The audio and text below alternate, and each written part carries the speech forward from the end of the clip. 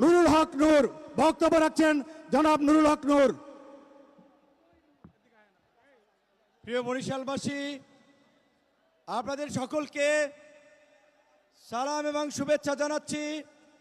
আজকে বরিশালের মাটিতে দীর্ঘ 2 দশক পর আমাদের মাঝে উপস্থিত হয়েছেন বিএনপির চেয়ারম্যান, আমাদের সকলের হৃদয়ের স্পন্দন, আগামীর বাংলাদেশের প্রধানমন্ত্রী জনাব তারেক রহমান, তার সাথে ঢাকা থেকে জাতীয় নেতৃবৃন্দ, বরিশাল বিভাগীয় নেতৃবৃন্দ, বরিশাল বিভাগের 21 আসনের বাংলাদেশ জাতীয়তাবাদী দল বিএনপি এবং তার জোট সঙ্গী প্রার্থী সকলের পক্ষ থেকে আগামী 12ই ফেব্রুয়ারি নির্বাচনে আপনাদেরকে ধানের শীষে ভোট দিয়ে, এবং আপনারা জানেন এই বরিশাল বিভাগের মধ্যে ভোলা 1 আন্দালিব রহমান পার্থ এবং পটুয়াখালী 3 আমি ট্রাক এবং গরুর গাড়ি মার্কায় নির্বাচন করছি।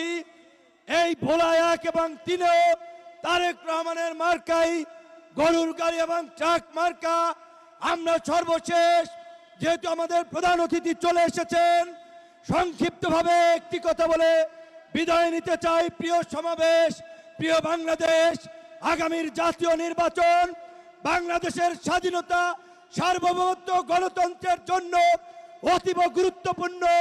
কোন উগ্রপন্থী গোষ্ঠীর হাতে যেন ক্ষমতা চলে না যায়। দেশের স্বার্থে, গণতন্ত্রের স্বার্থে বিএনপিকে ধানের শীষকে বিজয়ী করে বাংলাদেশের অস্তিত্ব রক্ষা করতে হবে।